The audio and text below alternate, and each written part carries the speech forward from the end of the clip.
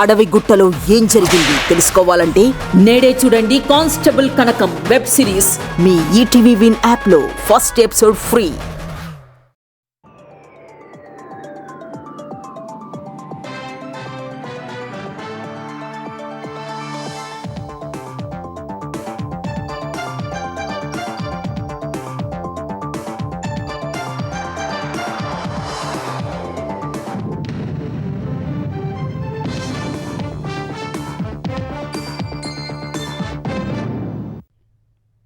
నమస్కారం, ఈటీవీ న్యూస్కి స్వాగతం.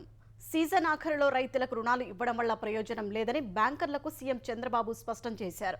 ఖరీఫ్లో సగం సమయం గడిచిపోయిందని ఈ పాటికే రైతులకు రుణాలు ఇవ్వాల్సి ఉందన్నారు.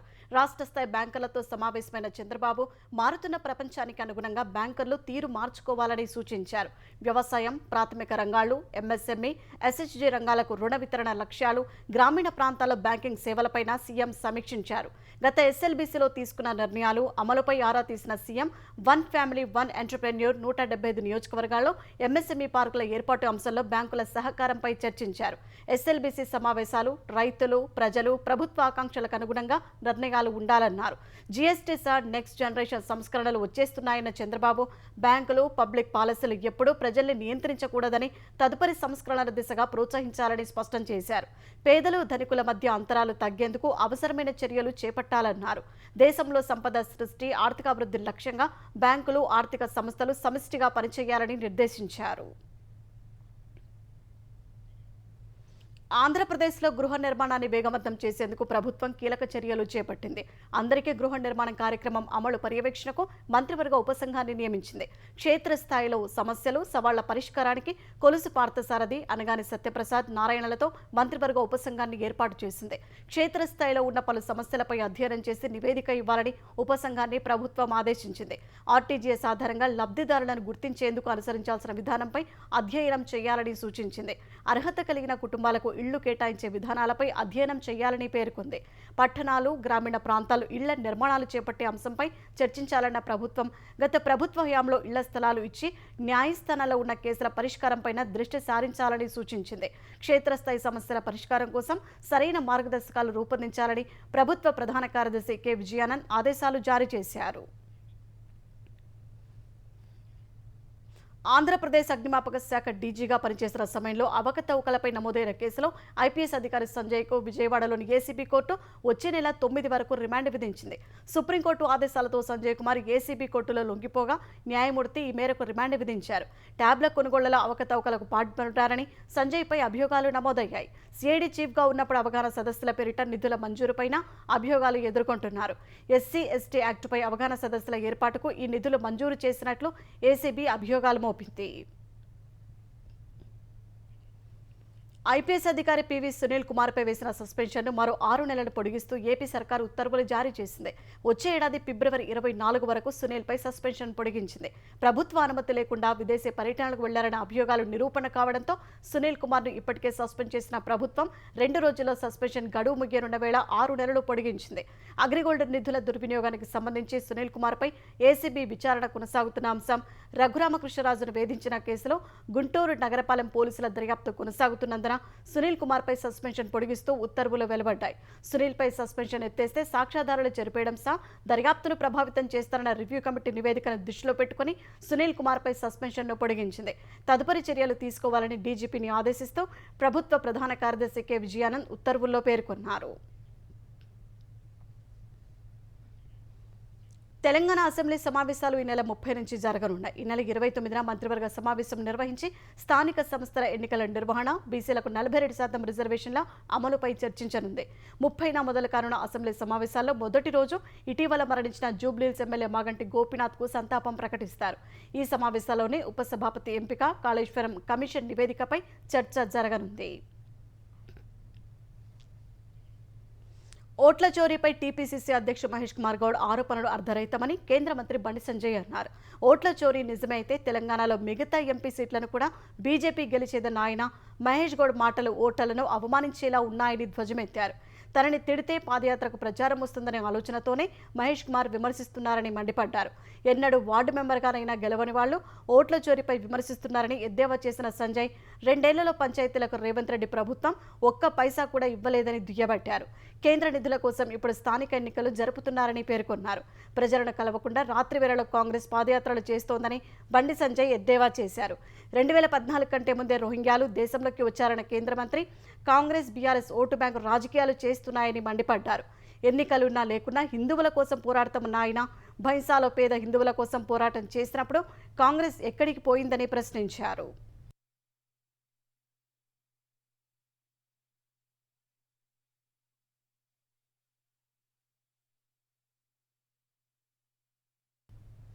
బాలికపై అత్యాచారం కేసులో నల్గొండ పోక్సో కోర్టు సంచలన తీర్పు వెలువరించింది. నిందితుడికి 50 ఏళ్ల జైలు శిక్ష విధిస్తూ పోక్సో కోర్టు ఇన్ఛార్జి న్యాయమూర్తి రోజారమణి తీర్పు ఇచ్చారు. 2021లో తిప్పర్తి పోలీస్ స్టేషన్ పరిధిలో 10వ తరగతి చదువుతున్న బాలికను ఓ యువకుడు బలవంతంగా బైక్పై తీసుకెళ్లి మారుమూల ప్రాంతంలో అత్యాచారానికి పాల్పడ్డాడు.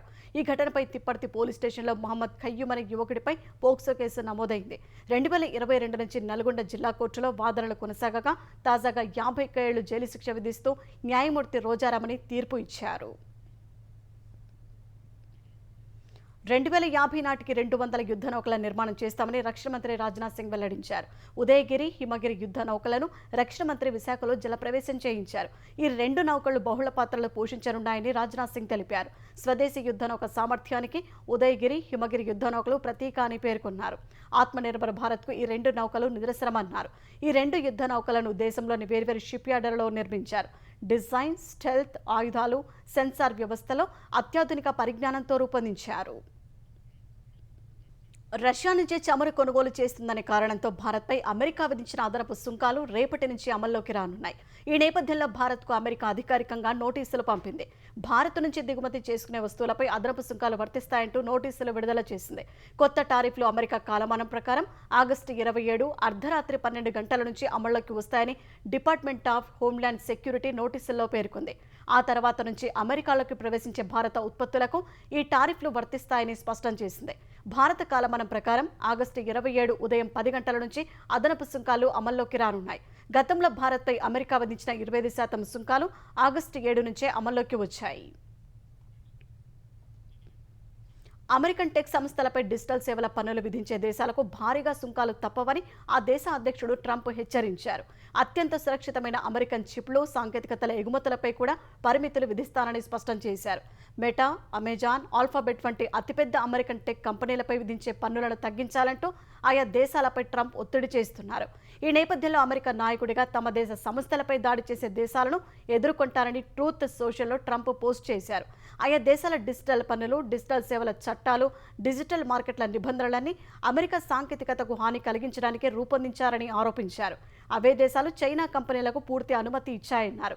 ఇలాంటి పరిస్థితికి ఇప్పుడే తెరపడాలన్న ట్రంప్ అమెరికన్ టెక్ కంపెనీలకు గౌరవం ఇవ్వకపోతే తీవ్ర పరిణామాలు తప్పవని హెచ్చరించారు. అమెరికాలోని అరిజోనా రాష్ట్రాన్ని ధూళి తుపాను బెంబెలెత్తించింది. ధూళి తుపాను కారణంగా అరిజోనాలో 55,000 మందికి విద్యుత్తు నిలిచిపోయింది. ఎక్కువగా మారికోపా కౌంటీపై ఎక్కువ ప్రభావం పడింది. మెట్రోఫోనిక్స్ ప్రాంతంలో కూడా విద్యుత్తు నిలిచి ప్రజలు తీవ్ర ఇబ్బందులు పడ్డారు. ధూళి తుపాను, వర్షం కలిపిరాగా వాహనదారులు తీవ్ర ఇబ్బందులు పడ్డారు. ఈ పరిణామాన్ని సాధారణంగా హబూబ్ అని పిలుస్తారు. ఇలాంటి పరిస్థితుల్లో రోడ్లపై వాహనాలు నడపడం దాదాపు అసంభవం కాగా ఫోనిక్స్ స్కై హార్బర్ అంతర్జాతీయ విమానాశ్రయం నుంచి వెళ్లాల్సిన విమానాలు దాదాపు గంటన్నరకు పైగా ఆలస్యమైనట్లు ఫెడరల్ ఏవియేషన్ ప్రకటించింది. హబూబ్ కారణంగా మెట్రోఫోనిక్స్ ప్రాంతాల్లో చాలా దూరం ఏమీ కనిపించలేదని ప్రయాణికులు తెలిపారు. మారుతి సుజుకి సంస్థకు చెందిన తొలి ఎలక్ట్రిక్ వాహనం ఈ విటారాను ప్రధాని నరేంద్ర మోదీ ఆవిష్కరించారు. గుజరాత్లో 2వ రోజు పర్యటిస్తున్న ప్రధాని సుజుకి, తోషిబా, డెన్షో సంస్థలు సంయుక్తంగా నిర్మించిన లిథియం అయాన్ బ్యాటరీ తయారీ యూనిట్ను ప్రారంభించారు. అనంతరం హన్సల్పూర్లో ఉన్న మారుతి సుజుకి కార్ల తయారీ యూనిట్లో మోదీ కలియతిరిగారు. ఈ విటారాకు సంబంధించిన విశేషాలు, ప్లాంట్లో ఉపయోగిస్తున్న ఆధునిక సాంకేతికతను కంపెనీ ప్రతినిధులు మోదీకి వివరించారు. ఈ కార్యక్రమంలో ప్రధాని వెంట గుజరాత్ ముఖ్యమంత్రి భూపేంద్రభాయ్ పటేల్, మంత్రులు పాల్గొన్నారు. దేశీయంగా రూపొందించిన ఈ విటారాను జపాన్ సహా 100కు పైగా దేశాలకు ఎగుమతి చేస్తామని మారుతి సుజుకి తెలిపింది. ఐరోపాలో జరిగిన ప్రదర్శనలో సుజుకి సంస్థ తొలిసారి ఈ విటారాను ప్రపంచానికి పరిచయం చేసింది. ఈ విటారా 2 బ్యాటరీ వేరియంట్లతో మార్కెట్లోకి అందుబాటులోకి రానుండగా గణేష్ ఉత్సవ వేళ మేక్ ఇన్ ఇండియాలో సరికొత్త అధ్యాయం మొదలైందని ప్రధాని అభివర్ణించారు. ప్రముఖ టెక్ సంస్థ యాపిల్ భారత్లో తమ కార్యకలాపాలను విస్తరిస్తోంది. ఇప్పటికే ముంబై, ఢిల్లీలో స్టోర్లను ఏర్పాటు చేసిన యాపిల్ సెప్టెంబర్ 2న బెంగళూరులో 3వ స్టోర్ తెరవనుంది. 4వ స్టోర్ను పుణేలో ఏర్పాటు చేస్తున్నట్లు తాజాగా ప్రకటించింది. పుణేలోని కొరేగావ్ పార్కులో సెప్టెంబర్ 4న కొత్త స్టోర్ను ప్రారంభిస్తున్నట్లు తెలిపింది. ఈ మేరకు స్టోర్కు సంబంధించిన చిత్రాన్ని యాపిల్ సంస్థ విడుదల చేసింది. నెమలి కళాకృతిలో తీర్చిదిద్దిన ఈ స్టోర్ 10,000 చదరపడుగుల విస్తీర్ణంలో ఉంటుందని తెలుస్తోంది. ఐఫోన్ 17 లాంచ్ కానున్న నేపథ్యంలో బెంగళూరు, పుణే స్టోర్లను ప్రారంభిస్తున్నట్లు ప్రకటించింది. మరోవైపు ఐఫోన్ 17 మోడళ్లన్నింటినీ భారత్లోనే తయారు చేయాలని యాపిల్ నిర్ణయించింది. జగన్ అక్రమాస్తుల కేసులో వాన్పిక్ ప్రాజెక్టుకు తెలంగాణ హైకోర్టులో చుక్కెదురైంది. సిబిఐ దాఖలు చేసిన ఛార్జ్షీట్లో పేరు తొలగించాలన్న పిటిషన్ను హైకోర్టు కొట్టేసింది. జగన్ అక్రమాస్తుల కేసులో ఉమ్మడి హైకోర్టు ఆదేశాల మేరకు 2011 జూలై 17న సిబిఐ కేసు నమోదు చేసింది. జగన్ సహా పలువురిని అవినీతి నిరోధక చట్టం కింద నిందితుల జాబితాలో చేర్చింది. దర్యాప్తు పూర్తి చేసి 2012 జూలై 13న నాంపల్లి సిబిఐ కోర్టులో ఛార్జ్షీట్ దాఖలు చేసింది. ఇందులో వాన్పిక్ ప్రాజెక్ట్స్ ప్రైవేట్ లిమిటెడ్ను చేర్చింది. ఈ ఛార్జ్షీట్ను సిబిఐ కోర్టు పరిగణలోకి తీసుకుంది. గుంటూరు, ప్రకాశం జిల్లాలో వాన్పిక్ ప్రాజెక్టు పేరిట నాటి వైఎస్ సర్కార్ సుమారు 13,000 ఎకరాల భూములను కేటాయించిందని, వాన్పిక్ ముసుగుల నిమ్మగడ్డ ప్రసాద్ సుమారు 1,426 కోట్ల విలువైన భూములను 165 కోట్లకే దక్కించుకున్నారని సిబిఐ అభియోగం మోపింది. ప్రతిఫలంగా జగన్కు నిమ్మగడ్డ ప్రసాద్ 854 కోట్లను విరాళాల రూపంలో ఇచ్చారని ఛార్జ్షీట్లో వెల్లడించింది. ఈ కేసులో నిమ్మగడ్డ, ఇతర నిందితులపై సిబిఐ కోర్టు విచారణ జరుపుతోంది. అయితే ఛార్జ్షీట్లో పేరును తొలగించాలంటూ వాన్పిక్ వాష్ పిటిషన్ను దాఖలు చేసింది. ఈ పిటిషన్ను అనుమతిస్తూ 2022లో హైకోర్టు తీర్పు వెలువరించింది. ఈ తీర్పును సిబిఐ సుప్రీంకోర్టులో సవాల్ చేయగా సిబిఐ వాదనలను పరిగణలోకి తీసుకోవాలని హైకోర్టును ఆదేశించింది. సుప్రీంకోర్టు ఆదేశాల మేరకు విచారణ నిర్వహించిన హైకోర్టు వాన్పిక్ పిటిషన్ కొట్టివేస్తూ ఉత్తర్వులు జారీ చేసింది. బంగాళాఖాతంలో మరో అల్పపీడనం ఏర్పడింది. ఉత్తర పశ్చిమ బంగాళాఖాతంలో అల్పపీడనం ఏర్పడినట్లు హైదరాబాద్ వాతావరణ కేంద్రం ప్రకటించింది. ఈ ప్రభావంతో తెలుగు రాష్ట్రాల్లో పలుచోట్ల వర్షాలు పడుతున్నాయి. ఉత్తర కోస్తా జిల్లాలో ఎడతెరిపి లేకుండా వానలు కురుస్తున్నాయి. విశాఖను వర్షాలు ముంచెత్తుతున్నాయి. పెద్దగంట్యాడ, భీమిళి, ఆనందపురం, మహారాణిపేట, పెందుర్తిలో 5 సెంటీమీటర్ల వర్షపాతం నమోదైంది. అనకాపల్లిలో జోరు వర్షం కురుస్తోంది. శ్రీకాకుళం జిల్లాలో నిన్న సాయంత్రం నుంచి ఏకధాటిగా వర్షాలు కురుస్తున్నాయి. శ్రీకాకుళం, ఎచ్చెర్ల, ఆముదాల వలస, నరసన్నపేట, పాతపట్నం నియోజకవర్గాల్లో లోతట్టు ప్రాంతాలు జలమయమయ్యాయి. రహదారులపై నీరు నిలిచి వాహనదారులు ఇబ్బందులు పడుతున్నారు. చాలా చోట్ల పంట పొలాలు నీట మునిగాయి. నరసన్నపేట, జలుమూరు మండలాల మధ్య గొట్టిపల్లి రహదారిపై భారీగా వర్షపు నీరు చేరగా రాకపోకలు స్తంభించాయి.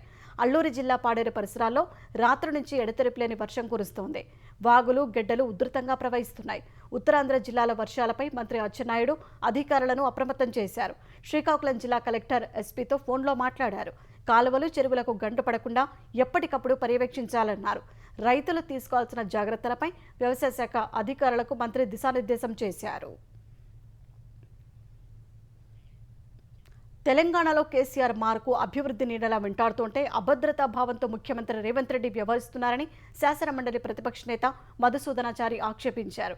బీఆర్ఎస్ నేతలతో కలిసి తెలంగాణ భవన్లో మాట్లాడిన ఆయన ఓయూలో ముఖ్యమంత్రి భాషను తీవ్రంగా ఖండిస్తున్నామన్నారు. సీఎం రేవంత్ రెడ్డి పరిణితి పెంచుకోవాలి, విఘ్నత ప్రదర్శించాలని సూచించారు. వచ్చే ఎన్నికల్లో 100 సీట్లు వస్తాయని టీపీసీసీ చీఫ్ చెప్పడంపై మధుసూదనాచారి మండిపడ్డారు. ఇప్పుడు ఫిరాయించిన 10 మంది ఎమ్మెల్యేలతో రాజీనామా చేస్తే కాంగ్రెస్ పరిస్థితి ఏంటో తేలిపోతుందని సూచించారు. కోస్టారికాలో జరుగుతున్న junior, sub junior classic equipment power lifting championship పోటీలో మంగళగిరికి చెందిన క్రీడాకారిణి షేక్ సాదియా అల్మాస్ 3వ స్థానంలో నిలిచింది. మహిళల 57 కిలోల విభాగం ఓవరాల్ ఛాంపియన్షిప్లో కాంస్యం, డెడ్ లిఫ్ట్ విభాగంలో రజత్ పథకం సాధించింది. ఇప్పటి వరకు 15 అంతర్జాతీయ పథకాలు సాధించినట్లు ఆమె తండ్రి కోచ్ సంధాని తెలిపారు.